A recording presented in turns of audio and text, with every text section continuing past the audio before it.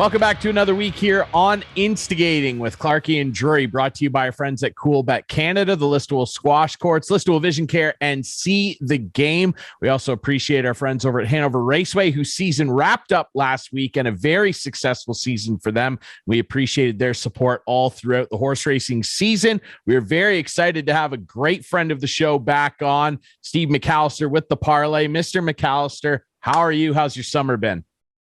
Fantastic, Ryan, and certainly a great friend of you. I'm not sure if Clarkie buys into that one, but certainly a great friend of Ryan Drury. So thanks for having me back. And listen, it was a great summer.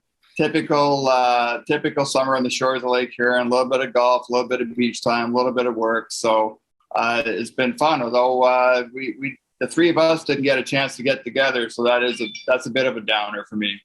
I know, and Ryan's been trying. Like, he tells me every week, "Oh, Steve's too busy to meet with us and can't now get that's together." Not true. And you're like, usually weddings and everything else. Like, I don't know. You look a little pale too. Like, maybe it's my camera, but I look so much more like colorful than you guys do. What's going on? Like, did you get outside at all? Like, I know you played golf, but yeah, no, I think that's a pretty easy answer. I think Ryan and I both work a lot harder than you do. So I do work outside. So there you go. I work outside. Yeah. Okay. I'm out there a lot. I got drenched today. Sure. Outside. Yeah. Good for car, you, though. Clarkie. You come see me at Larry Hudson's. Okay. All right. Okay. Yeah, we'll send everybody your way, Clarkie. Really quick before we dig into some sports chat, which is our favorite thing to do with you, Steve. Pretty significant night locally. Kincardine Sports Hall of Fame. Tell us a little bit about this. Yeah, Tuesday night, Ryan. We had our, I guess, class of the last 2 years because of COVID. So we went through 2 years of selecting Sports Hall of Fame recipients, and we finally got together last night to honor those people. And it's really a great list, guys. Keith Davidson, the longtime recreation director of Kincardine, who did so much for this community, also coached baseball and minor hockey teams here, was inducted, along with his granddaughter, Hannah Davidson, who played in the Saugeen, Maitland, and Kincardine minor hockey systems and eventually got a scholarship to the Minnesota State University. So it was nice to see both Hannah and Keith go in. Clark Pollock, who I know both you guys are familiar with, perhaps the best referee in the area, eclipsed maybe only by his son, Kevin Pollock, who's going to work his 1,500th NHL regular season game this year. But Clark is probably somebody who should have been on the wall sooner.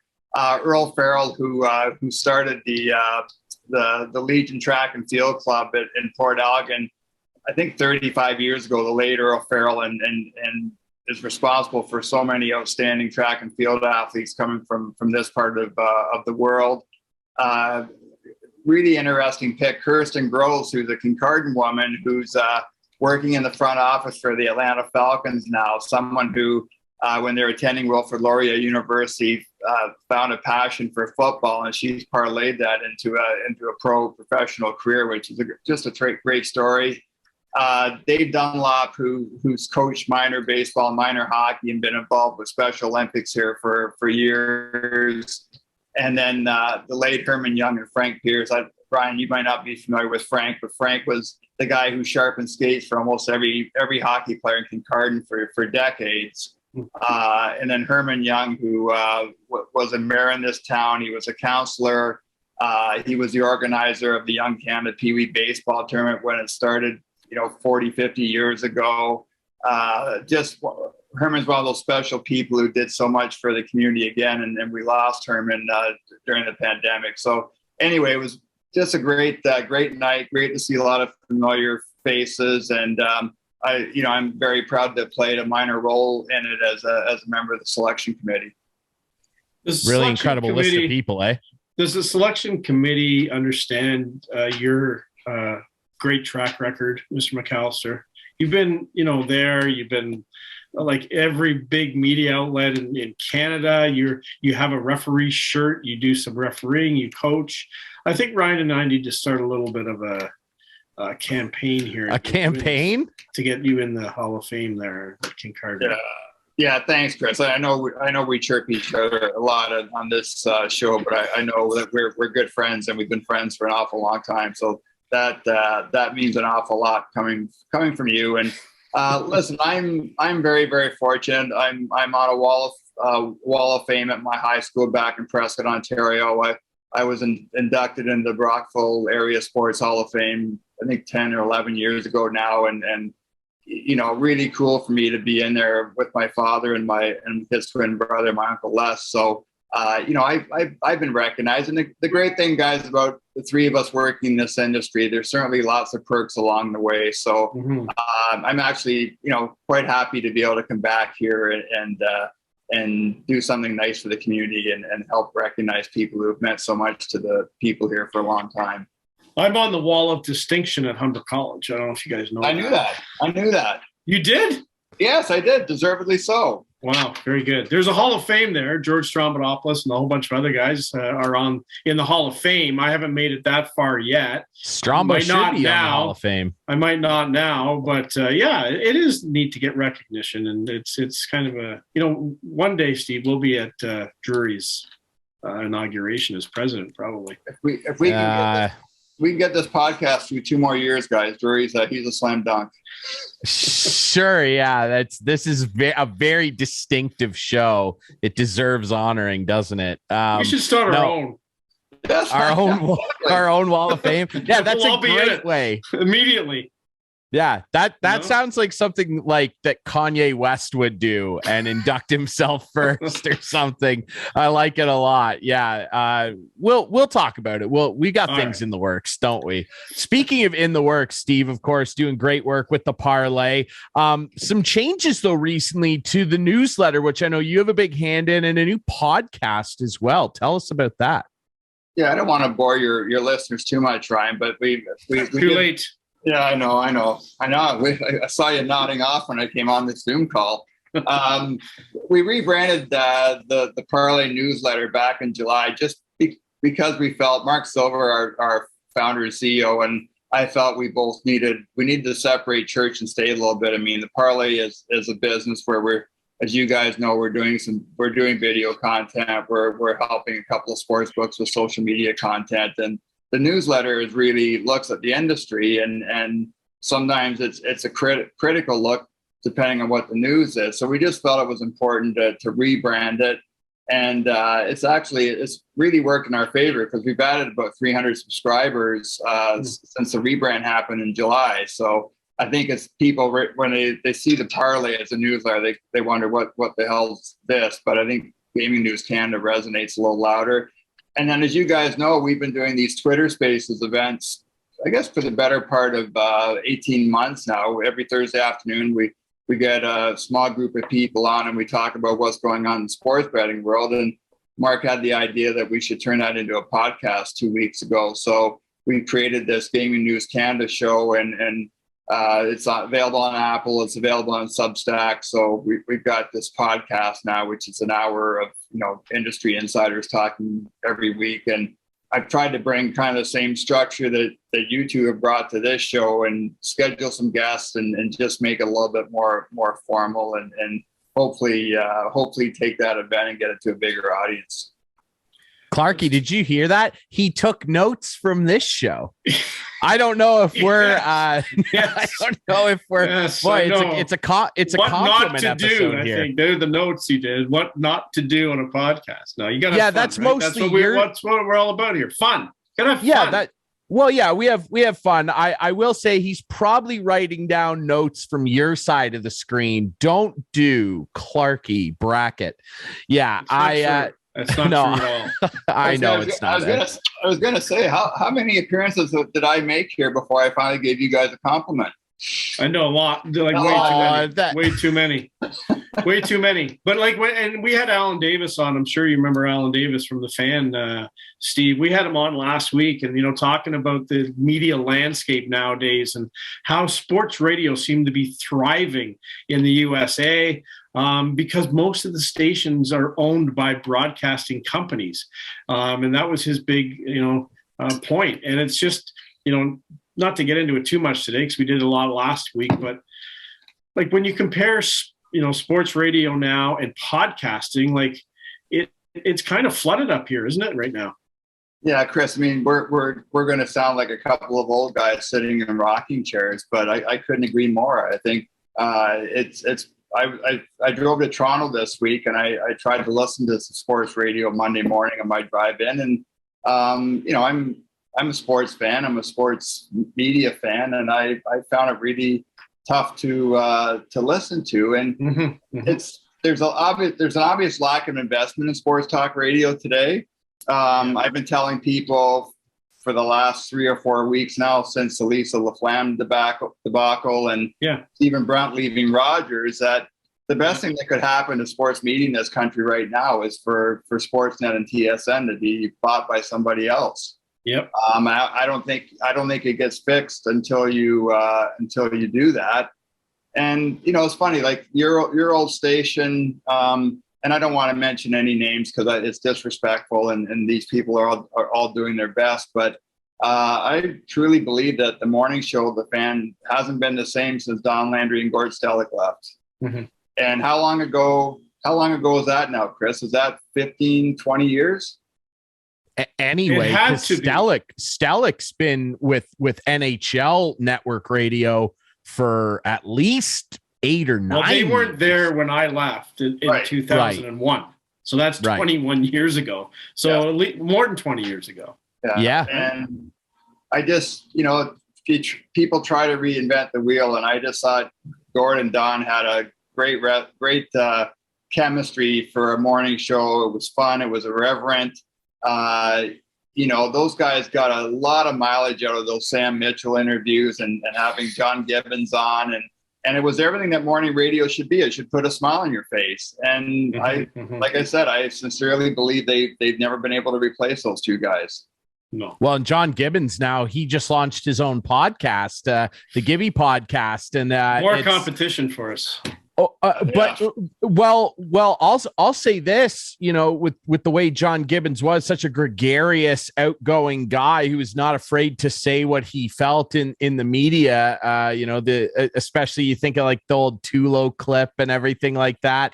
I would venture to bet that, because I know a lot of the Canadian radio stations are trying to really push podcast content, and I think they're focusing too much on that first. Again, something we discussed with Alan Davis last week. Go back and watch that show. He's a very interesting guy. I bet you that show will get more listens than anything that's being created up here because of who John Gibbons is. And that's kind of my point. And what I said to Alan last week, he is a distinct, interesting personality that people gravitate to. And that is what is lacking a lot up here. As Al said last week, you got to have those personalities that when news breaks in the league, you say, I want to hear what Steve McAllister has to say about that. You have to have those people. And right now, besides Overdrive, I don't think any sports host in Canada has it, or at least in Toronto. That's a great point, Chris. And again, Bob McCowan, people not only wanted to hear what Bob had to say about big news stories, but Bob was also a great interviewer.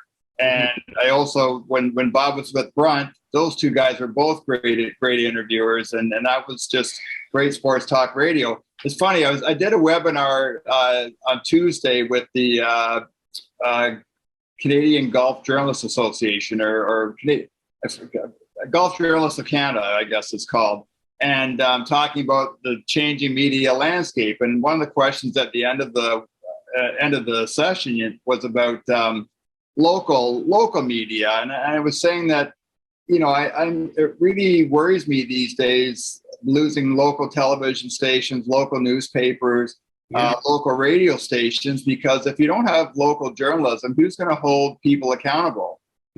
Whether that's municipal politicians, Board of Education, the people running your towns. And I still really believe, guys, I'd be curious about your thoughts on this, that there's a way to monetize local news. And I think even with what you guys are doing, this podcast is a great example of talking about local sports. And there's lots to talk about up here, as the three of us know. But then, Chris, your experience and your career in the business and being able to draw on that and bring in, guys like McCown and Alan Davis and the people that you and Ryan have had on this show. And I think there's a lot of value to that. And I really believe that's something that advertisers will support.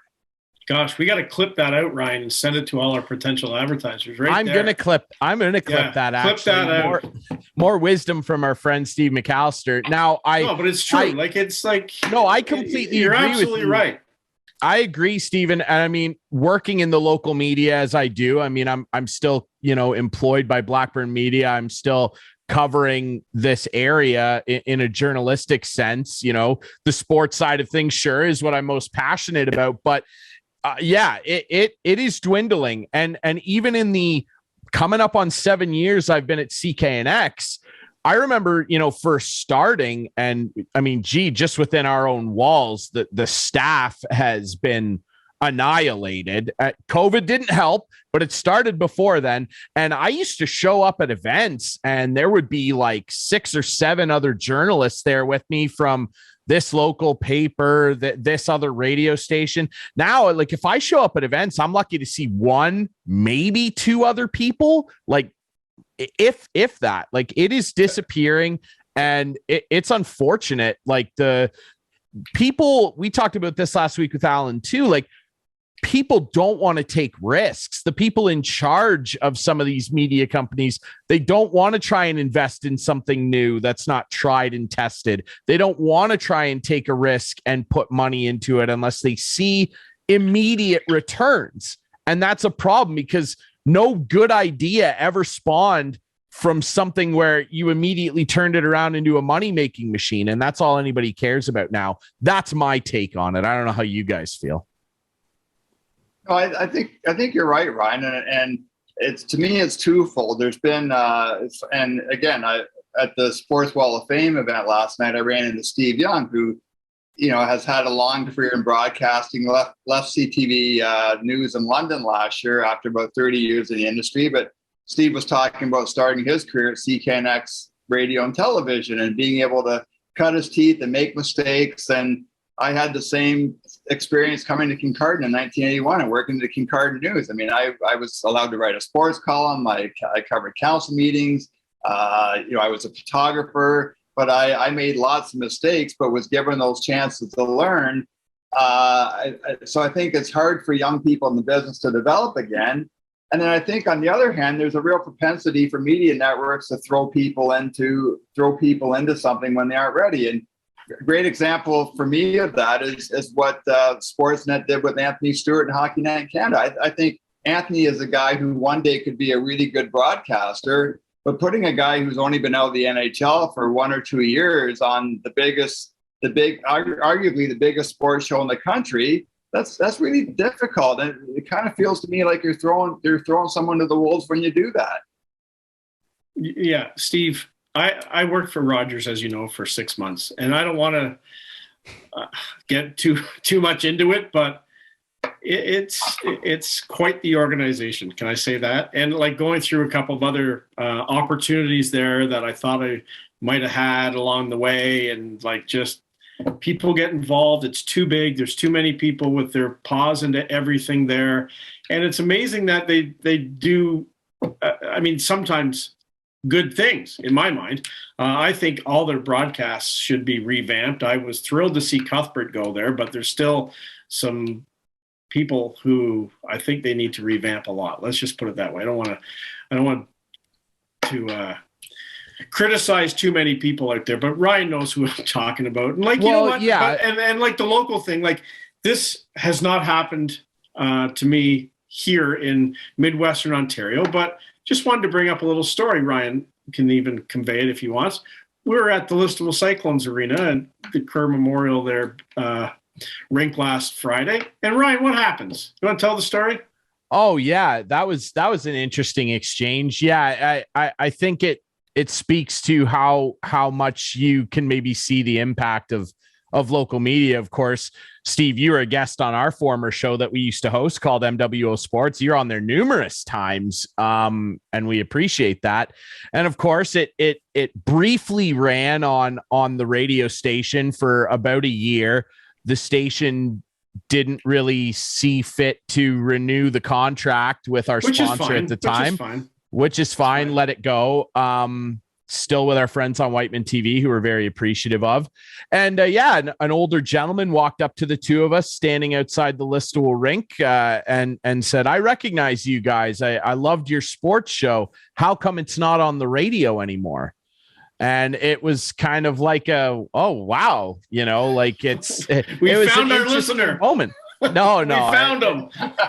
We have a lot of listeners in numerous countries, actually, but it was interesting just to have that tactile interaction with somebody. We're getting ready to go in and call our first hockey game on CKNX Junior Hockey, and this guy walks up and it's like, "Hey, I love your show. How come I can't hear it anymore?" And it's like, well, because of what we just talked about. There is I'll say this, like, I still love the industry, and I mean that in a general sense as a whole. I'm not just talking about the sports side, because you're right, Steve, the news side of things is incredibly important for all the reasons you listed.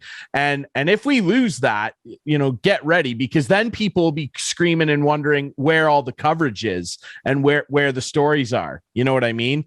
But the industry as a whole, I don't know. I can't speak to what it's like in the United States outside of what Alan told us about the sports radio industry, but the industry as a whole up here is boring.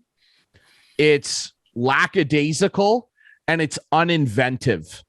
And I don't think you could have said that in, the late 80s, early 90s when Clarkie got going at the Fan. That was a new idea. Like, Alan talked about it with us. Like, it was a novel concept. Like, no one knew if it was going to work. And they just made it work because they went out on their own and they did something different and they connected with fans. And I don't think a lot of that is happening, not just in sports media here, but across the spectrum of the industry. And I'm just incredibly bored with it all, Steve. I don't know how you feel, but that's how I feel. And it sucks because, like, I love what I do. And that reality kind of makes me hate it. And like, that bums me out. Yeah, I would say, and if you go back to the Fan, and I heard Alan's Bob McCowan's podcast with Alan a couple of weeks ago. I think last week, and I listened to it, and I loved Alan talking about Storm and Norman Rumack. And when Norm first went on the air, I think people thought it was a bit of a joke or whatever. But if anyone ever took the time to get to know Norm a bit, and Chris, I know you did, Norm worked really hard at the job, took a lot of pride in what he did. And Norm really carved a niche out for himself, and to the point where when I was covering the Blue Jays in the early 90s, I always had my radio listening to Storm and Norman on the way home, and I would have a chuckle. Sometimes I called in the station a couple of times when Norm was going on a rant about something, but it was entertaining, and that was about developing a personality.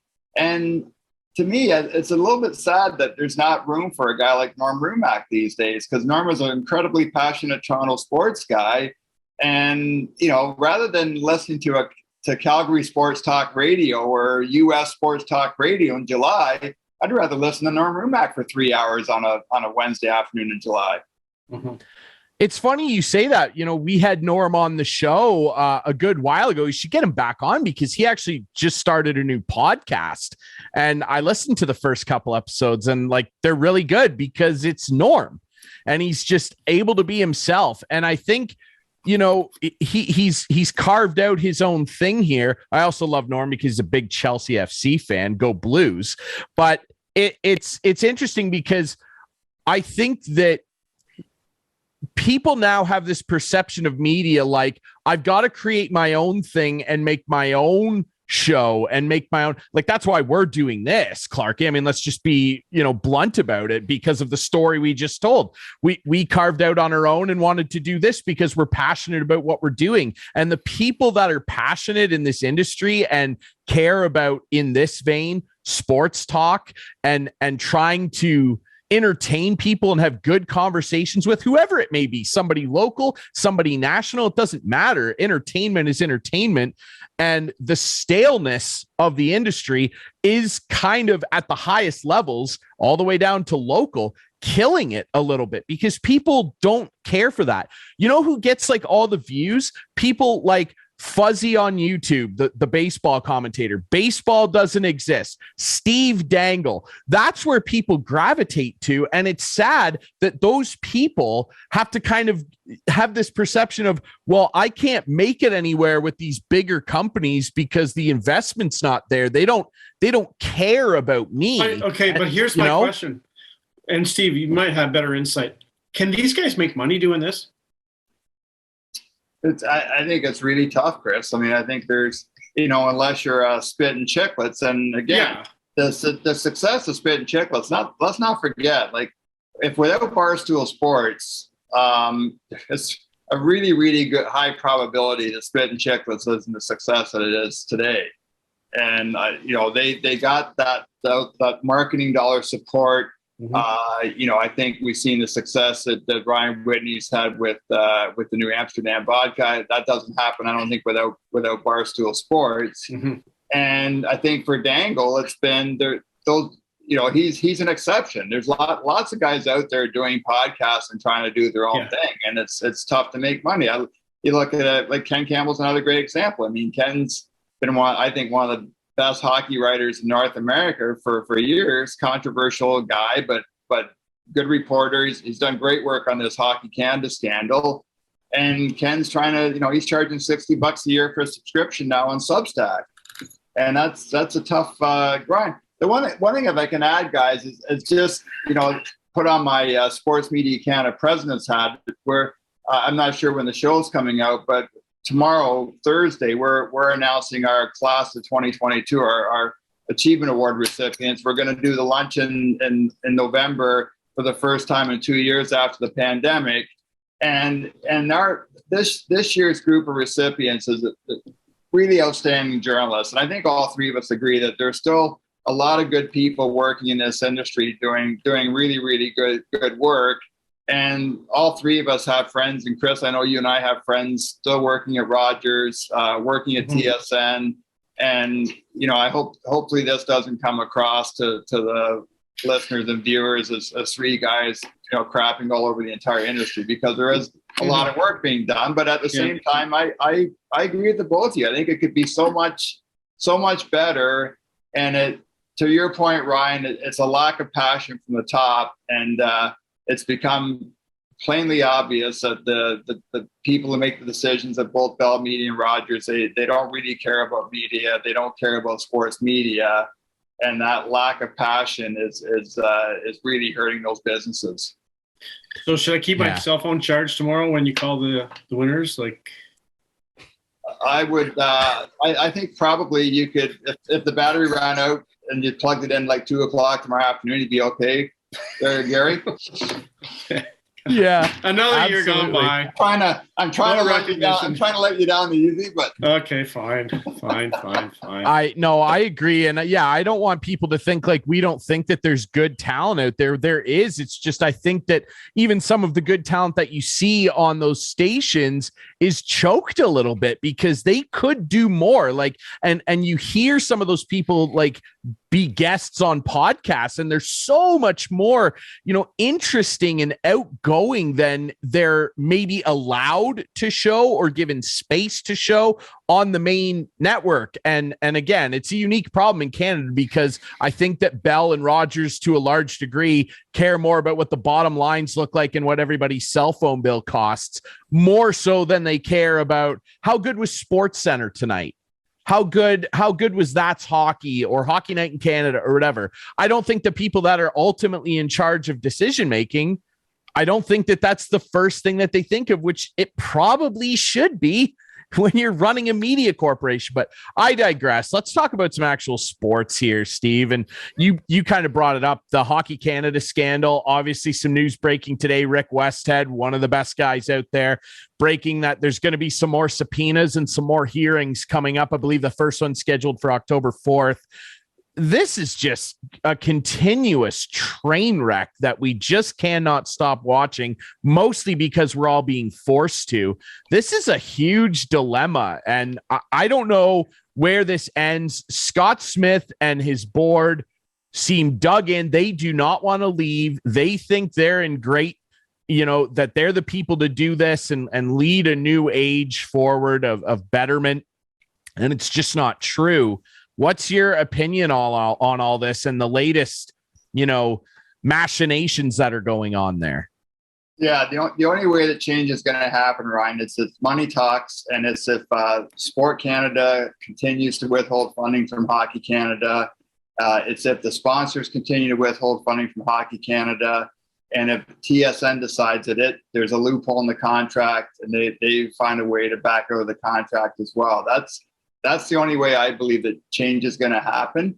I'm really disappointed in the hockey community. I tweeted last week that I was involved in volunteer roles with 2 junior hockey associations or organizations, and I stepped down Labor Day weekend because I had been pushing for those organizations to take a stand against Hockey Canada.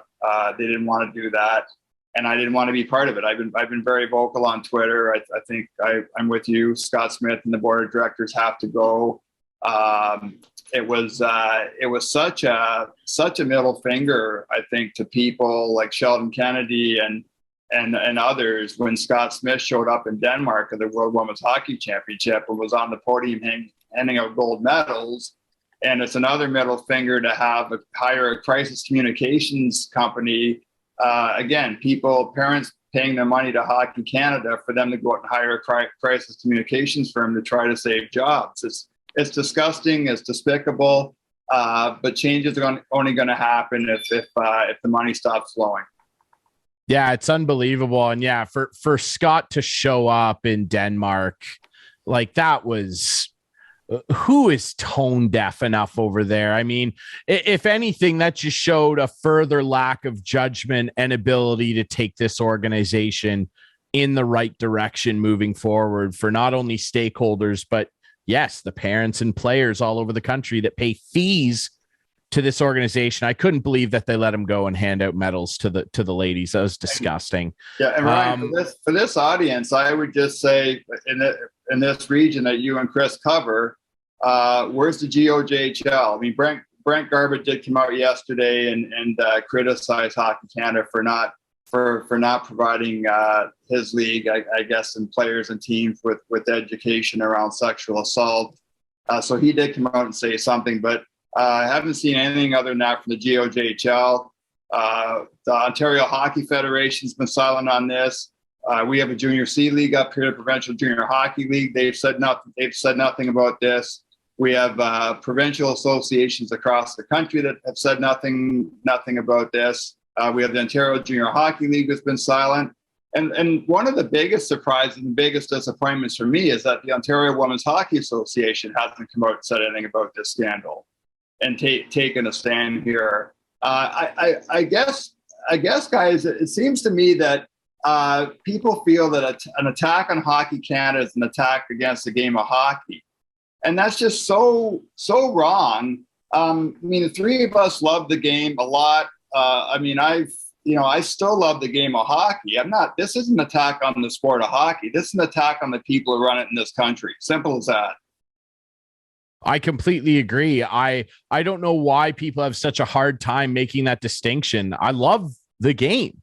I love hockey. It's always been a part of my life, part of our lives. But like, I couldn't care less if Hockey Canada ceased to exist as an organization tomorrow. They'll just make a new one, call it something else, get Sidney Crosby and Connor McDavid in a Canada jersey and send them to the Olympics. I don't care. It's weird. Clarky, go ahead. Yeah, no, I was going to say, Steve, I just want to really lean on Steve's experience as a media director for the NHLPA back in the day. What would you tell these organizations to do? You say they're not saying anything. What should they do? Well, they have a platform, Chris. The one thing that is a positive about social media these days is a tweet sends a very strong message. And we saw that from the Canadian national women's team before the World Championships, when they were really the first group to come out and take a stand and call for change at Hockey Canada. We've seen what Sheldon Kennedy's done through social media.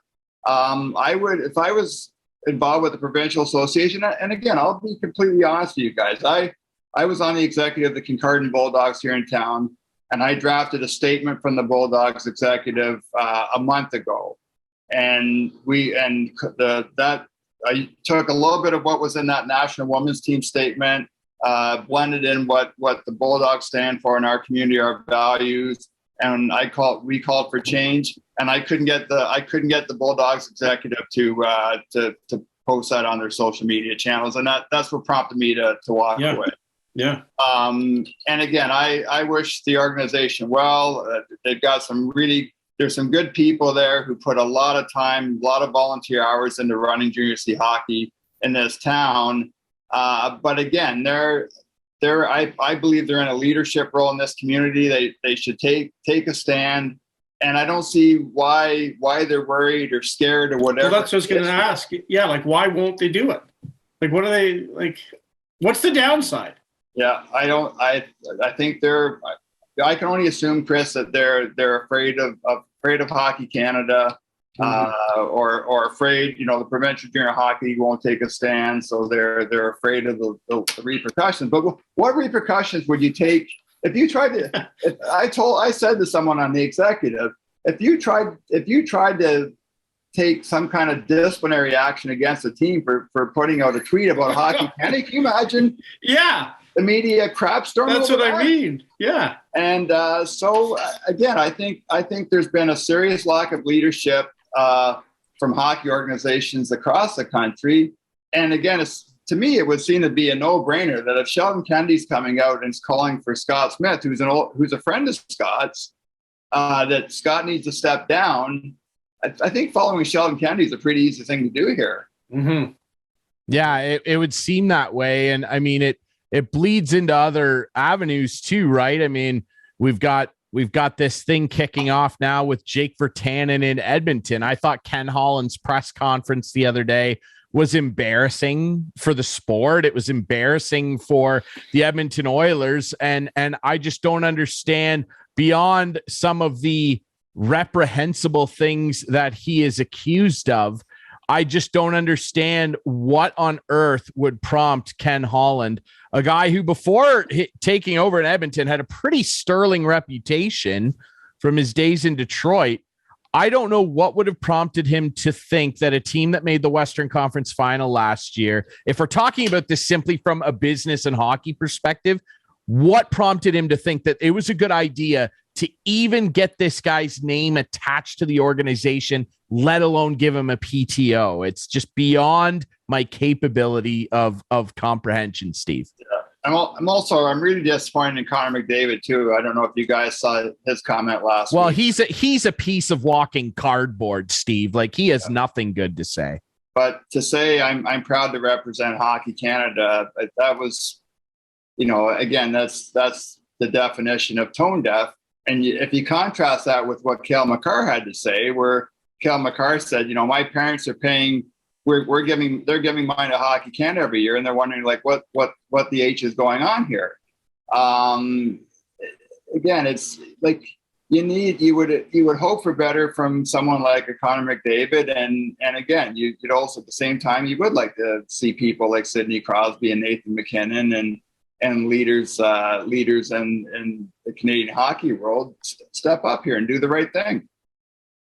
Yeah, it's unfortunate because everybody down there and the media and everything, they can't wait, like, as an example. And I'm not bringing this up because I'm a fan of the team, but it's interesting. They couldn't wait to jump all over Alex Ovechkin for having a wedding photo with Putin, which deserves pointed criticism. And I've been at the forefront of that. I'm very disappointed in Ovi for being openly associated with this guy, but everyone couldn't wait to jump all over him for that when the Ukraine war kicked off, which is a disgrace. But as soon as something happens in our backyard, the lips are zipped, and we're happy to criticize the European guy for being a friend with this oligarch, dictator guy. But the second somebody, takes a bunch of money and pays people to be quiet about getting sexually assaulted, mum's the word. Nobody has anything to say. Incredible, that, really.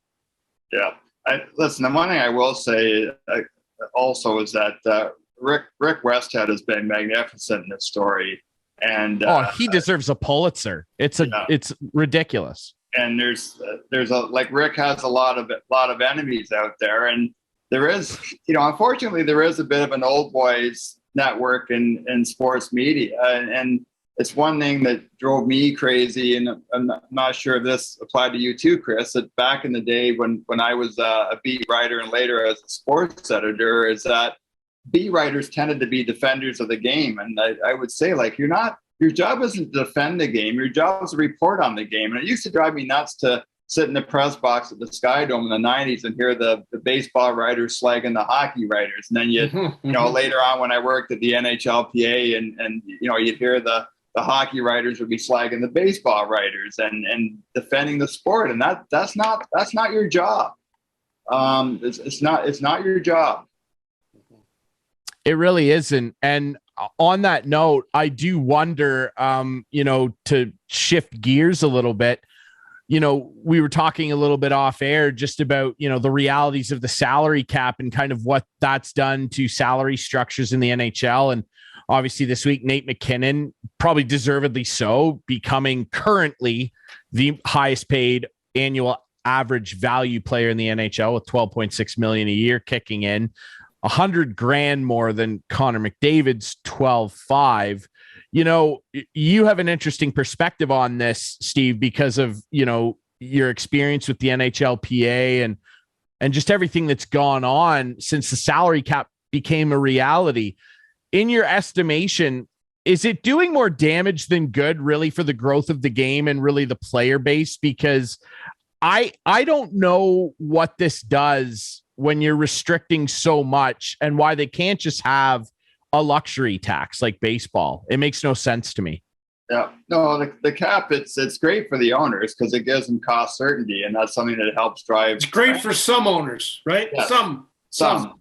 Yeah, that's not the Toronto owners. No, but if you're not the Ranger owners, not the Flyer owners, not all those big buck teams, but if you're an owner who cares about franchise value and maybe selling your team one day, the cap helps a lot. Yeah. I'll tell you a quick story. My first 2 weeks with the NHLPA in 1994, I went to the NHLPA offices at the Eaton Center on Labor Day weekend, and I remember sitting in Bob Goodeno's office watching a videotape with George Will, the famous Washington Post columnist, talking about salary caps and how they were a horrible thing for professional sports. And, it was something that Bob not just hammered into me at that point, but, the seeds were being planted by Gary Bettman during that 1994-95 lockout. Chris, you'll remember this. I mean, he was pushing for a salary cap. And one of the proposals that Goodenow made was for a luxury tax, or for some kind of tax that low revenue teams would get money back. And I think the salary cap has played out pretty much the way Bob predicted it would. I mean, you've got players, the McDavids and McKinnons of the world making fairly decent money, although I would argue they can make more under a luxury tax or the old free market system. And then you have a middle class that's doing okay, but then you got a bunch of guys, whether it's veterans or young players, who are getting the league minimum or not much more. And that's exactly what Goodenow predicted, going back to 2005, I guess, when they finally, 2006, when the salary cap was finally put into play. Mm-hmm. But to Chris's point, again, if I'm the Toronto Maple Leafs, I mean, you wonder, Chris, like, if there wasn't a salary cap, I think there's a pretty good chance the Leafs would have won a couple of playoff rounds over the last 15 or 16 years and filled some holes. The Detroit Red Wings wouldn't have had to go through. I'm pretty confident in saying that they wouldn't have gone through the rebuild that they've gone through. Mm-hmm. And you're right. There are some teams out there that the salary cap doesn't do them any favors. No. What do you think of the Phoenix or Arizona Coyotes arena this year and moving forward? Like, how does Gary keep propping these guys up? Yeah, it's a bit of a mystery, Chris, and it's funny. I've done my buddy Tom Manek. I've done his Sport Market radio show in Vancouver for probably 15 years now, and if I had a dime for every time we talked about the Coyotes and Gary Bettman, I wouldn't be on this podcast, and I'd be on an island somewhere. And it's just I think like when Gary gets a notion in his head, he's stubborn, and I think he sees if the Coyotes ever move, that would be a failure, and he sees that as a stain on his legacy. But don't you think it's embarrassing to be playing in a 5,000 seat university arena? Yes, of course it is. And I just read, guys, before we came on here tonight that the Coyotes aren't going to have a captain or alternate captains this year, or they're going to do some kind of rotating team. And that, to me, that speaks of a lousy culture within that organization. And even something like those guys at the draft, walking on stage in the same suits, for crying out loud. That was almost like farcical. And it's almost like the old Morton Salt commercial, when it rains, it pours. And I mean, these guys, they can't even seem, they couldn't get the coffee order right in the morning. Do you think Gary's trying to keep him propped up until Austin Matthews is a free agent? No, I don't. I think this is a long-term thing with Gary, where he's bound determined to keep a team in Arizona. And listen, he's gone through all kinds of hoops to do that, and lousy ownership situations. And I think probably he is hanging on and banking on having a rink in Phoenix is going to make the difference. I mean, we'll see, but there's just there's a lot of alarm bells with that organization, Chris, and it makes me wonder how much longer the NHL can dig their heels in on this one. Yeah, for sure. Yeah, the pizza guy down there just can't get the cheese to melt. It's unbelievably embarrassing, and something that surely has to piss off organizations like the Maple Leafs that have to prop up teams like this. It's a joke. Clarky, if you want my quick opinion, Matthews isn't going anywhere. Next July 1st, he's going to sign an 8-year deal worth 13 or 14 million. I'll bank it at 13.7. Matthews going to sign for we'll take it to the bank. 13-7, 13-7-3-4. Career Leaf. He'll be a career Leaf. All right. He said today he loves the place, so he does. He's not going anywhere. Why not? I'll say on the Arizona thing, I don't know how many times we've talked about it. We'd be rich too if we had a dime. It's just, I think because Gary is so hated by hockey fans, I think that people would actually respect him more and boo him less if he just did a press conference and admitted, this doesn't work. We've got to move them to a healthier location, be that, I don't know, Quebec City, I don't know, Houston, wherever someone can cultivate an actual culture of winning and developing a fan base properly. Because it's almost like, to me, like, we all have a favorite band or artist. Every artist puts out a bad album. I love U2. Octung Baby's brilliant. Pop sucks. I don't want to hear anything off Pop when I see U2 play. I want to hear Joshua Tree and Octung Baby. That's it. Okay. But it doesn't mean that U2 just sucks. Just admit that the album was bad and move on. You're still going to sell out the concert, Bono. And Gary Bettman could be Bono right now and just go, yeah, we screwed that one up. I think people would honestly respect him more. Before we let Gary go, or Arthur, I mean, Gary. You're Gary. Arthur. No, we had a little thing going. It's an inside joke, but Arthur. Does Toronto ever get a second team? Can they support it?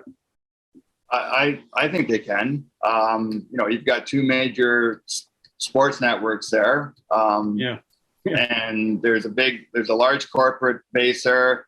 You look at the GTA now. I mean, the GTA pretty much now extends past Hamilton to the west and Kitchener-Waterloo to the west. And you probably have 10 million people now, Chris? And that at least. Probably. Yeah. And it bothers me when guys like Ryan has told me Toronto's not a hockey town, it's a Leaf town. I like the amount of minor hockey. Well, that's true. It's not true, Ryan. Okay. I do think that, and this is something that Richard Petty's talked about before, there is a challenge for the Leafs of I don't know if the Leafs have done enough to tap into the diversity of Toronto, and it's something the Raptors have done a great job of. And I'm not sure, I don't want to get into the reasons why or why not, but I do think there's still a big hockey community in the GTA. And there's certainly corporate support. I just think it's a hard nut to crack because the Leafs, that's a very wealthy monopoly they're running right now. The only way it happens in my mind is if one of those networks or companies, Bell or Rogers, splits off and is awarded another team or buys another team. That's the only way I see it happening. But just think of the content that is now generated in your biggest market in your country for both of these broadcasting corporations, right? Yeah. And look at New Jersey, the Islanders, and the Rangers. I mean, that's three teams, and what I would argue is basically the same market, and probably not as rabid hockey wise. The one thing I will say, Ryan, is to your point is I don't think hockey people can be arrogant anymore and say that hockey is Canada's game, and that I think there probably has been some complacency, and there's some work to be done to attract new fans and attract hockey players. But that said, there's still a very large market in the GTA, and I'm with Chris. It definitely could support a second NHL club. I think it could too. I just don't think it'll happen because of the Leafs monopoly. They will fight tooth and nail to make sure that doesn't happen, and the NHL will side with them. It's, as you say, with they as the Leafs, if they could split it off and each own a team, I think they would do it anyway.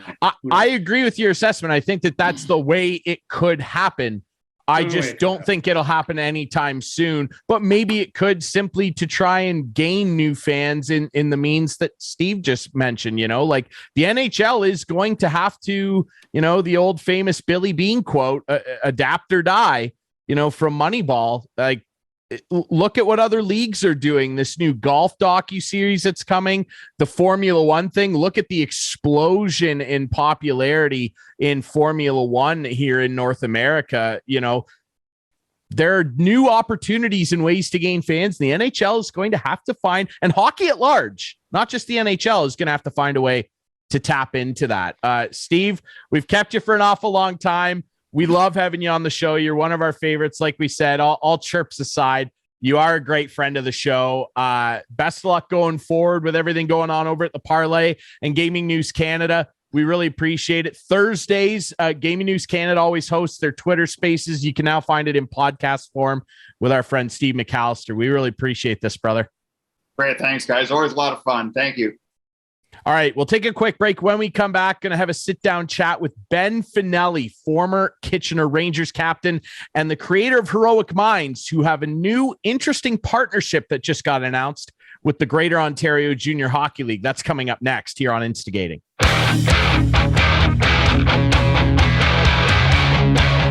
Welcome back to wrap things up here this week on Instigating with Clarkie and Drury. Ryan Drury still here on the show. Very pleased to be joined by a great special guest, the creator of Heroic Minds, the platform and the podcast, which is something everybody should definitely subscribe and listen to. An incredible young man, Ben Fanelli, joins us. Ben, how are you?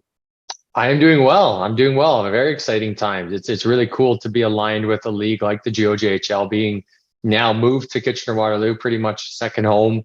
And knowing the junior teams that are around here involved in the league, it's exciting. So really happy to be here.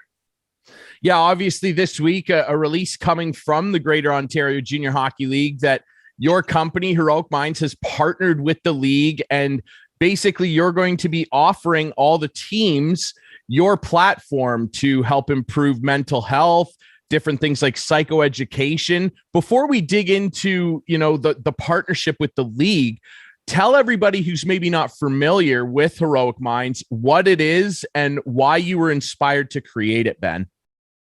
Brilliant question. Okay, I will try and keep this short and sweet. A question that I could go many, many directions on. So I guess long story short, to give you the Coles notes, when you look around, it appears that we give a lot of attention to anxiety, depression, insomnia, abuse as well. And so it begs the question, is that the problem or is that the symptom of a greater problem that we're not giving attention to? So a simple example is if insomnia is an issue, unable to sleep, is that because we're not meditating enough or because we're not taking melatonin or is there another problem in our life that we haven't dealt with, that we haven't had the tools to deal with, that is then rendering us unable to fall asleep, relax, etc.?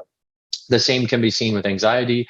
The same can be seen with abuse, even, right? The causes of abuse isn't because you're uneducated on physical abuse. What the research would say is that it's due to problematic attachment, confidence issues, lack of interpersonal skills, emotional intelligence, etc. So my approach to this entire, I would say, mental health term, which I believe has now become quite ambiguous, is we need, it may be beneficial, I should say, to shift our attention not just to be on the anxiety, depression, the symptoms of the problem, but the problem itself. Where's that coming from? Let's look upstream and see, okay, what tools do these individuals maybe not have right now currently, or do they not realize they already have?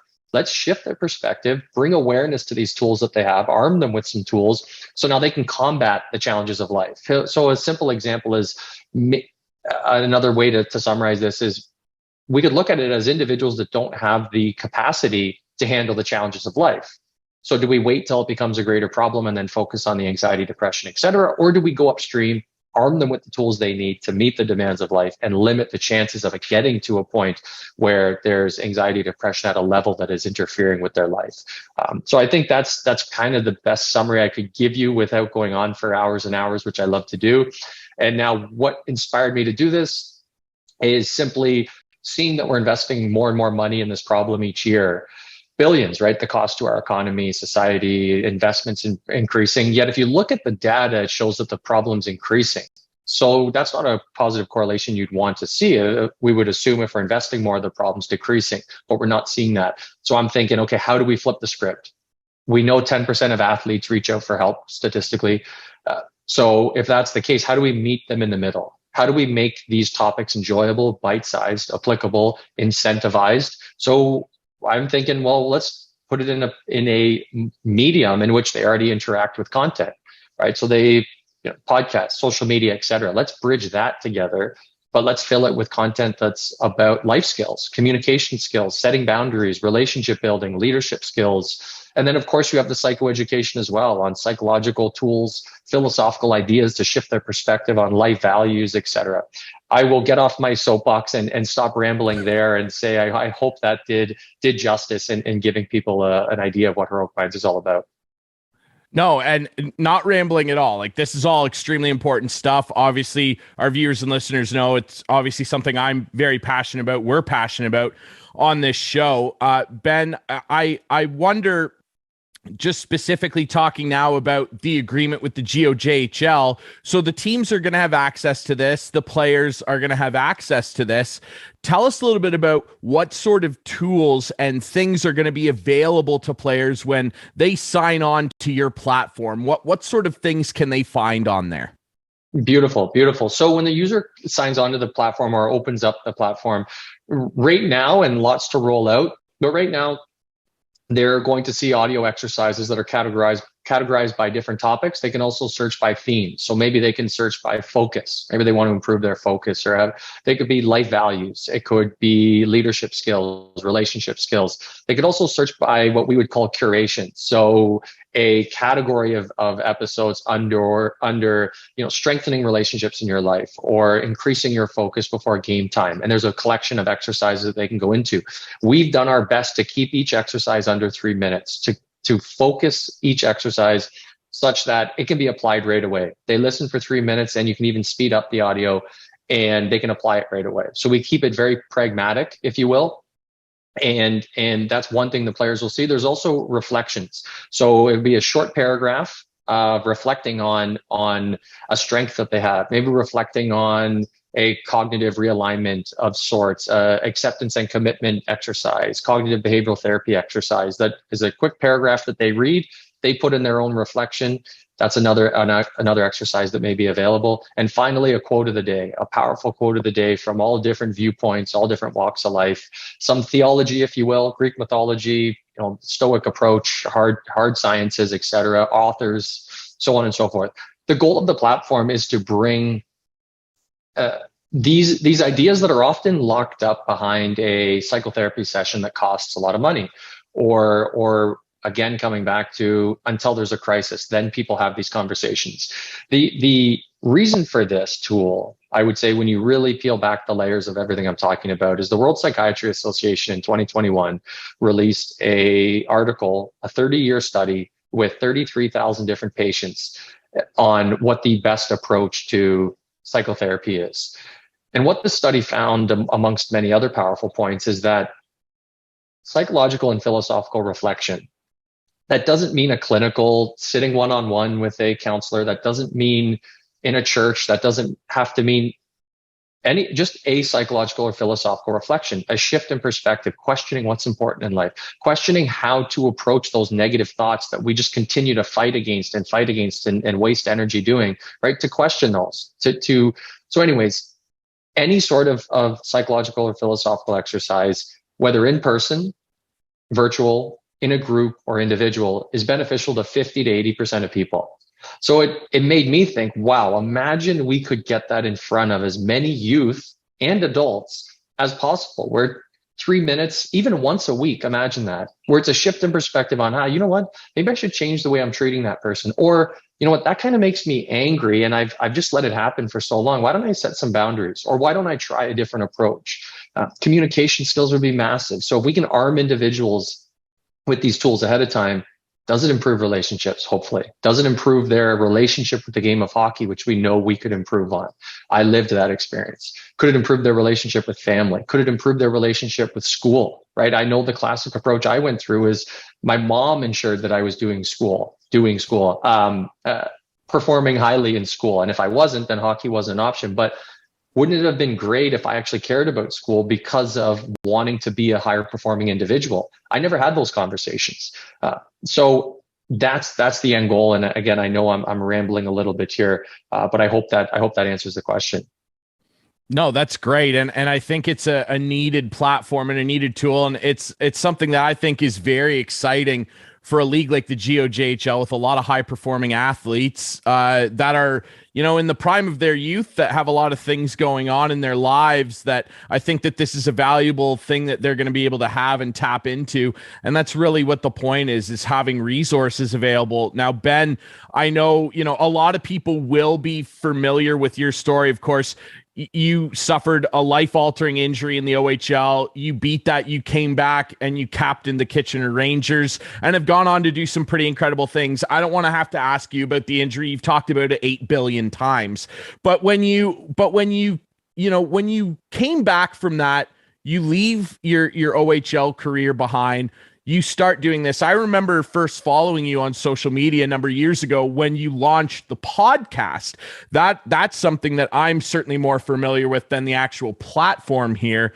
The podcast, what inspired you to start podcasting and having people on your show that come from a lot of different walks of life, a lot of different perspectives, and telling their stories of resilience? Because I know that's a big thing that you like to talk about, is resilience. What inspired the show? Again, you're asking me these incredible questions today that I just want to talk for hours on. What inspired me? I think it comes back a little bit to the more rational idea that I was aware of, which was, again, this investment piece into the problem of quote unquote mental health and seeing the outcomes that aren't really that great and after the investment. And so I thought, well, I didn't do psychology in undergrad. A little reflection to my own life. I assumed I wasn't smart enough. I was a hockey player. I can't get into psychology, so I just didn't do it. And that's something obviously I don't want to have happen to other athletes that were in the same position I was. So I didn't take psychology and thought, well, what if I learned about these ideas and concepts anecdotally with the individuals that have lived it? And that's what I decided to do. So I thought if I can sit down with these individuals, and if you've listened to the podcast, you would know there's not really editing. It's a microphone in front of me, a microphone in front of them, and I do my best to get as much information out of them as I can.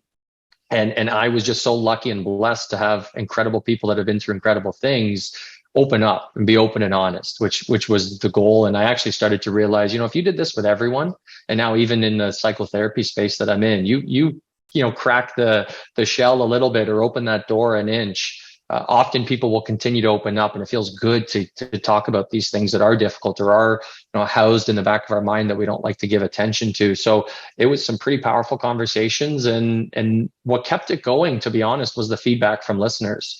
I was able to receive some pretty cool messages from people, even outside the country, that were going through their own challenges. And I think it's actually a beautiful part. I don't want to get too philosophical, but really what drove it was, regardless of what someone's life looks like on the outside, I really truly think every person's going through some type of challenge.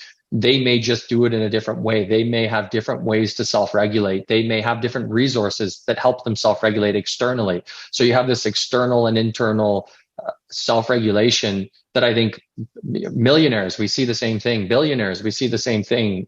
People with, yes, of course, there are some factors on lower socioeconomic status that do make things difficult. And I don't mean to devalue that.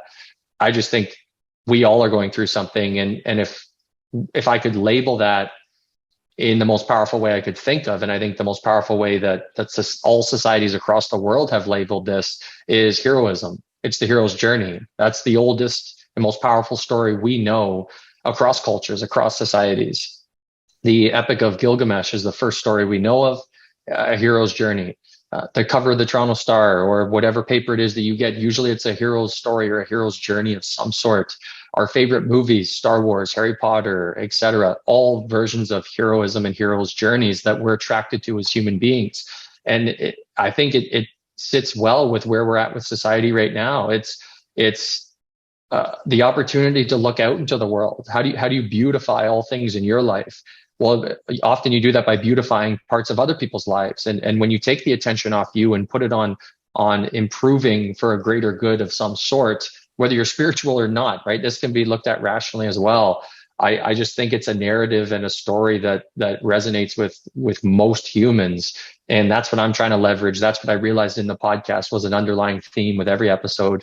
And these individuals were able to overcome incredible things. Now what I'm trying to do is somewhat not juxtapose, but put that up against where's the world usually directed today. Is it towards being the hero of your own story and uncovering tools you didn't know you had or acquiring tools that you may need for the journey? I don't know if we're doing that as opposed to just treating the symptoms where I started this conversation. So trying to bring some of that heroism into people's lives in both the spiritual, but then also a really rational, hardened psychological way as well, whatever the individual likes. And do that as in an economically viable fashion, if you will. So that's what inspired me to do the podcast. As you can probably tell, if you are if I can even say it, long-time listener, even though it's only been around for a few years, I want to get back to hitting it hard again. And whether it's just myself talking about things I learned with clients, or getting guests back again and talking to people much smarter and much more wise than myself. I can't wait to do it. Things are just a little crazy right now, but I do hope to get back on the mic and get that going full speed in the near future. Yeah, well, absolutely you should. And I mean, I think it's important to let people know when they're doing a great job. And me personally, you're listening to your podcast and listening to all those people with all those perspectives definitely helped me out. I mean, I was silent about it for a long time. I happily share it with everyone because I think it's important to talk about. Like, I lost my father. He took his own life when I was 19. And that, set me on my emotional journey, if you will. And I mean, it's been 11 years now and I feel like I've come a long way. But it's, I think that things like your podcast are things that people need. And I think that your partnership with the GOJHL is important because I think it's a direct relation. Like, it would be one thing if somebody walked in that the guys were maybe unfamiliar with, a professor or something like that. I mean, it's all great information, but I think it's a good partnership because they can directly relate to you. You play junior hockey at the highest level. These guys know that you know about what they're dealing with. You're a direct relation to them. How important do you think that is? And who was maybe somebody in your life when you were playing that inspired you? Again, another incredible question. Wow. First off, thank you for sharing, and apologies for what you went through at 19. That is difficult, and no one should have to go through that. But I appreciate you sharing that, and obviously the clear work that you put into that, and coming through the other side in your own journey, hero's journey. So thank you.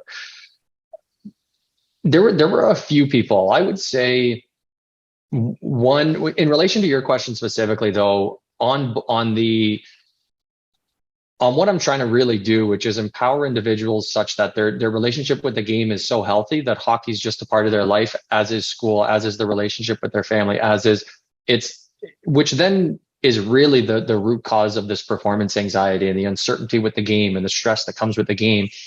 If it's not everything in your life, which unfortunately so often it is, which I think, I won't get into it, but isn't necessarily the fault of the individual. That's where the problem lies. That's kind of where a lot of these issues come back to, is that it's this one finite way to interact with the world that then makes an individual vulnerable. We see this in people in other careers as well. It's not just sport. So I won't go down the rabbit hole of that. I would say Mike Van Ryan actually was my assistant coach in my 5th year with the Rangers, with the Kitchener Rangers. Has obviously had success before his time in Kitchener and after now with St. Louis.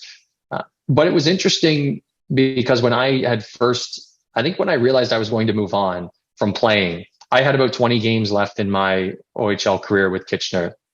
I mean, I should say every single coach I had was a massive part of my life. I'll say that first. Steve Spott, Troy Smith, Paul Fixter, Mike McKenzie, everyone there was a massive part of my life. And I was so lucky for that.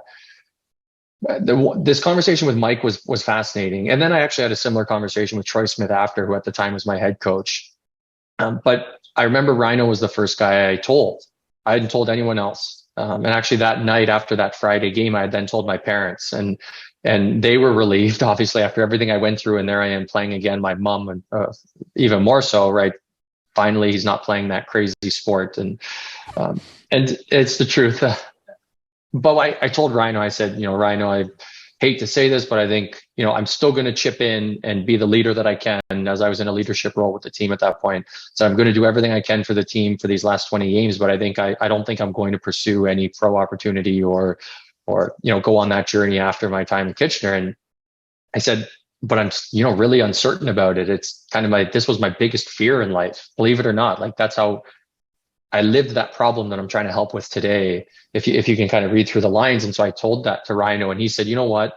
It took me to hear it from him, not my mom, not my dad, not someone else, but someone that I knew had played the game at a high level. And he said to me, I'll never forget, he said, Fanels, when you get to 23, 24, and more importantly, when you start to have kids, said, you're going to laugh at yourself at how much value you put on this game.